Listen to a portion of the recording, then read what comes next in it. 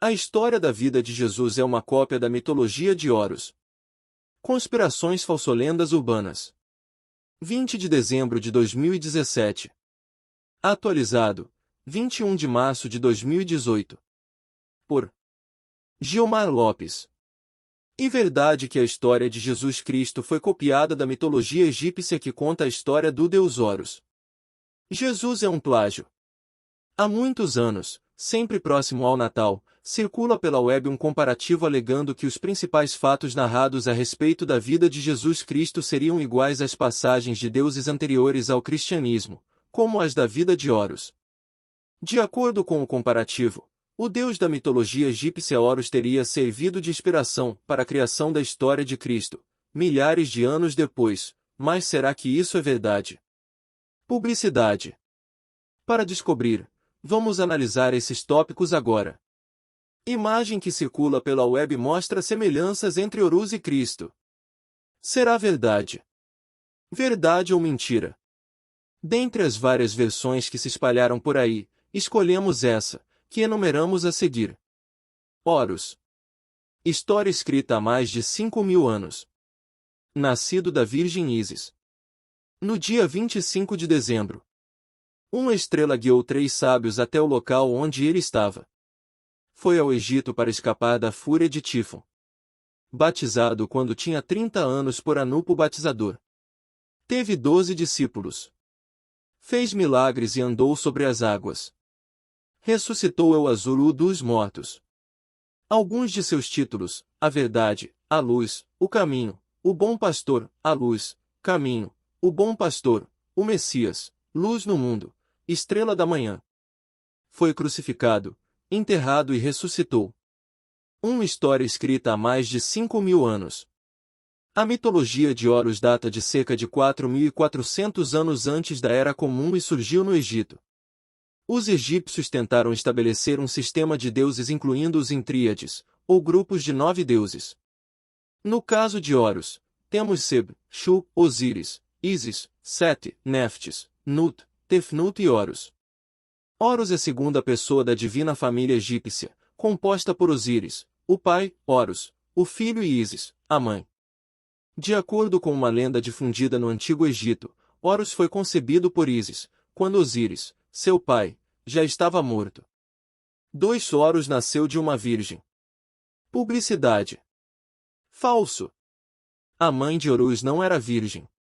De acordo com a mitologia, Ísis era casada com Osíris e não há nenhum estudo apontando ou sequer supondo que ela não teve relações com o marido depois de casada.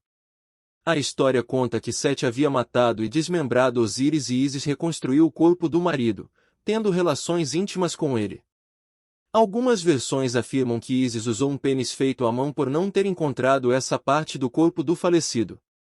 Ou seja, a concepção de Horus não foi igual à de Cristo, que, de acordo com a Bíblia, foi concebido quando uma pomba pousou sobre Maria. 3 Ele nasceu no dia 25 de dezembro. Não há consenso sobre a data de nascimento de Horus.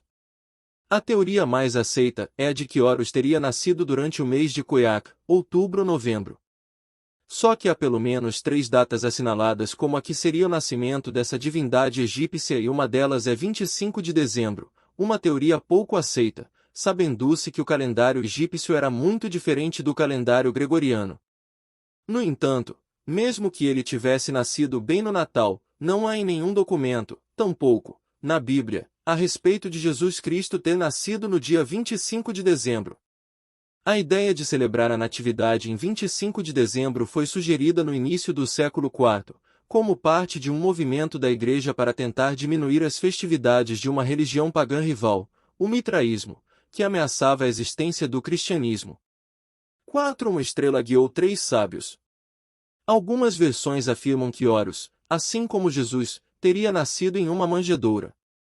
Só que Horus nasceu em um pântano, segundo estudos a respeito dos documentos a respeito dessa divindade. Diferente do que é espalhado por aí, o nascimento de Horus não foi anunciado por nenhuma estrela no Oriente. Para completar, não essa história de 3 sábios, não existe nem na história de Horus, e nem no nascimento de Jesus. Só para deixar claro, A Bíblia não informa o número de sábios e também não diz que eles estavam presentes no nascimento de Cristo.